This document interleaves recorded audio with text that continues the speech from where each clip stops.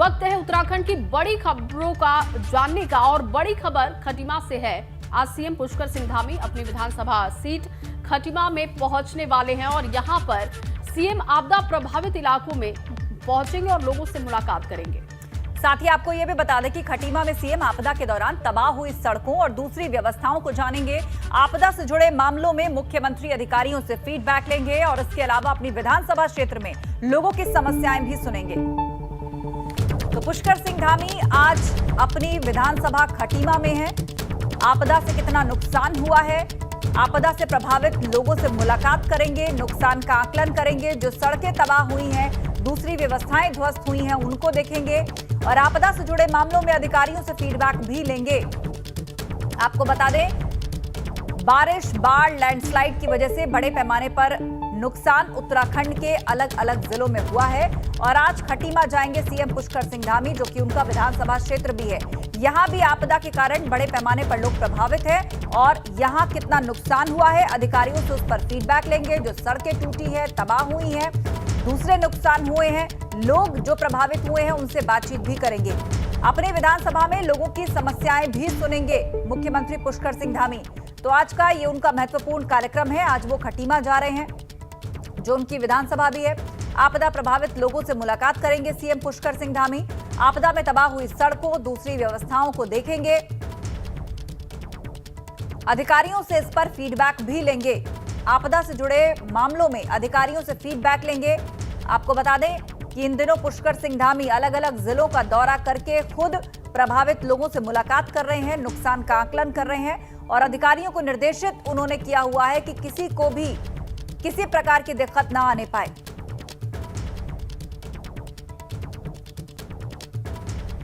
और ज्यादा जानकारी के लिए हमारे सहयोगी पंकज राणा इस पर नजर बनाए हुए हैं। सीधा पंकज का ही रुख करते हैं। जी पंकज, बताइए, खटीमा जा रहे हैं आज मुख्यमंत्री, नुकसान का आकलन करेंगे, लेकिन अभी तक नुकसान की अगर बात की जाए तो कितने बड़े पैमाने पर इस आपदा से उत्तराखंड प्रभावित हुआ है और किस तरह की मदद का ऐलान अपने विधानसभा के लिए आज पुष्कर सिंह धामी कर सकते हैं?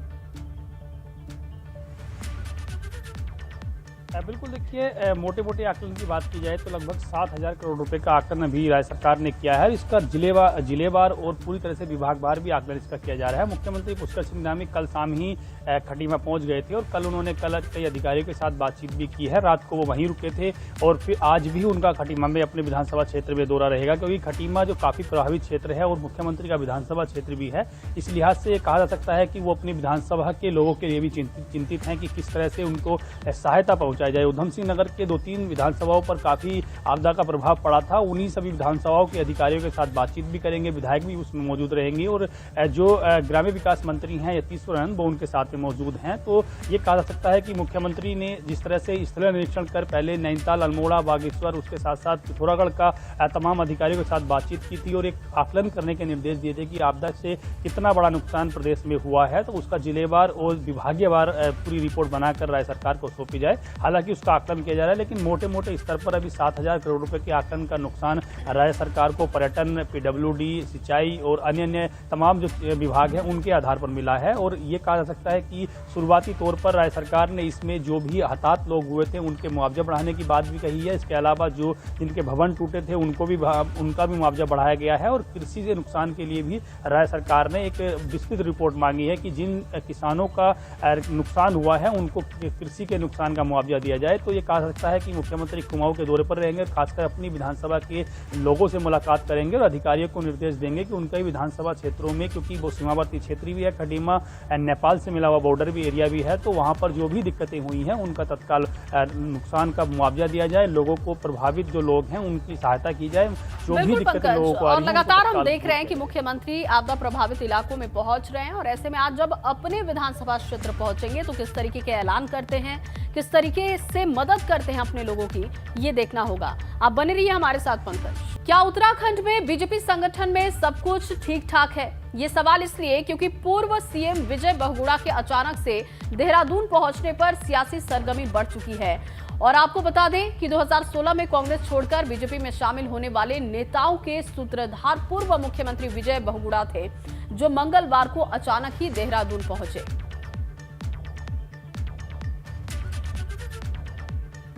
हालांकि इससे पहले भाजपा प्रदेश अध्यक्ष मदन कौशिक के आवास पर कैबिनेट मंत्री हरक सिंह रावत की घंटों तक मीटिंग चली और खबरें चर्चा में रही कि हरक सिंह रावत नाराज चल रहे हैं, कांग्रेस में घर वापसी कर सकते हैं। पर मंगलवार को भाजपा प्रदेश अध्यक्ष के साथ पहले ब्रेकफास्ट और फिर लंच पर हरक सिंह रावत को बुलाया गया और इसके बाद दोनों नेताओं ने नाराजगी की बात को खारिज कर दिया। वहीं हरक सिंह रावत ने कांग्रेस में शामिल होने की बात से इनकार किया है।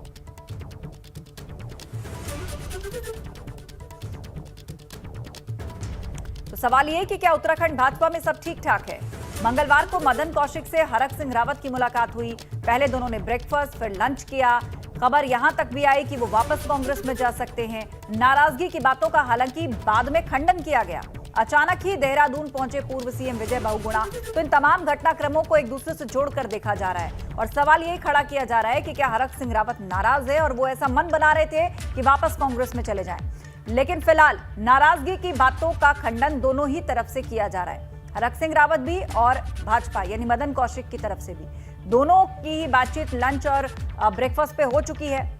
हालांकि अभी तक तस्वीर स्पष्ट नहीं है कि आगे होने क्या जा रहा है, लेकिन नाराज नहीं है, ये बार बार सफाई पेश की जा रही है। और पंकज राणा इस पर नजर बनाए हुए हैं। पंकज, इन सारे घटनाक्रमों को आपस में जोड़ दिया जाए तो अंदर खाने आखिर चल क्या रहा है? हरक सिंह रावत का मूड क्या है? देखिए, हरक सिंह रावत का मूड क्या है ये कह पाना बड़ा मुश्किल है, क्योंकि दोनों ही जगह से उनकी नज़दीकियाँ बढ़ रही हैं। हरक सिंह रावत की हरीश रावत के साथ नज़दीकी अभी यही इशारा कर रही है कि आने वाले दिनों में कुछ भी हो सकता है। और जिस तरह से भाजपा संगठन के लोग हरक सिंह रावत को मनाने में जुटे हुए हैं, उससे ये कहा जा सकता है कि हरक सिंह रावत अभी स्थिर रहेंगे, क्योंकि संगठन के जो अध्यक्ष हैं मदन कौशिक, उन्होंने उनसे कल बातचीत की है। लेकिन इसमें दो बड़ी महत्वपूर्ण चीज़ें हैं कि एक तो ये कि ये इस तरह की खबरें मिल रही हैं कि संगठन के अध्यक्ष मदन कौशिक ने भाजपा के पूरन सिंह फर्त्याल और मंत्री हरक सिंह रावत को, दोनों में जो बयानबाजी हुई थी दोनों नेताओं में, उसके बाद उन्हें बुलाया था। उनको ये कहा गया है कि आप इस तरह की बयानबाजी ना करें, क्योंकि चुनाव करीब है और चुनाव के दौरान मंत्री और विधायकों के बीच इस तरह की खटास होगी तो निश्चित तौर पर इसका असर पड़ेगा। ये चीजें हैं, लेकिन इन्हीं तमाम चीजों के बीच विजय बहुगुणा का उत्तराखंड आना और सक्रिय हो जाना, ये कई तरह के इशारे कर रहा है, क्योंकि विजय बहुगुणा वही पूर्व मुख्यमंत्री हैं, वही नेता हैं जो 2016 में बागियों को कांग्रेस से छोड़कर भाजपा में लेके आए थे। उसके सूत्रधार भी माने जाते हैं और एकदम सक्रिय हो जाना उनका इस तमाम घटनाक्रम के बीच कई तरह से इशारे कर रहा है कि या तो वो फिर नेताओं को मनाने आए हैं या फिर उनकी क्या नाराजगी है ये बातचीत करने आए हैं। क्योंकि उमेश शर्मा काऊ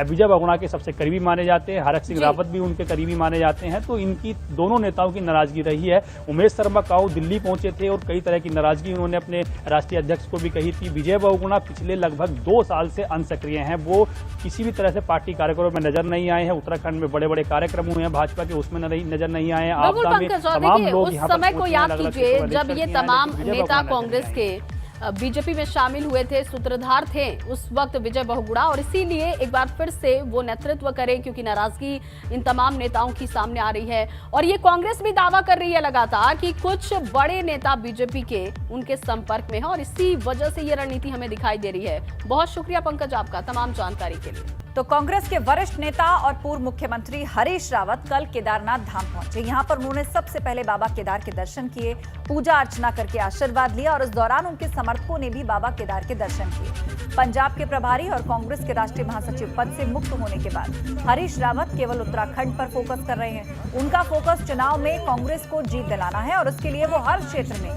सुपर एक्टिव नजर आ रहे हैं। मंगलवार को वो सुबह हेलीकॉप्टर से केदारनाथ पहुंचे और यहाँ पूजा अर्चना की। इसके बाद उन्होंने तीर्थ पुरोहितों से मुलाकात की। हरीश रावत का भी केदारनाथ में स्वागत किया गया और इस दौरान उनके साथ किशोर उपाध्याय भी मौजूद थे। आपको बता दें कि आगामी 5 नवंबर को प्रधानमंत्री नरेंद्र मोदी का केदारनाथ दौरा प्रस्तावित है और ऐसे में पीएम मोदी के दौरे से पहले हरीश रावत के केदारनाथ दौरे के सियासी मायने भी निकाले जा रहे हैं।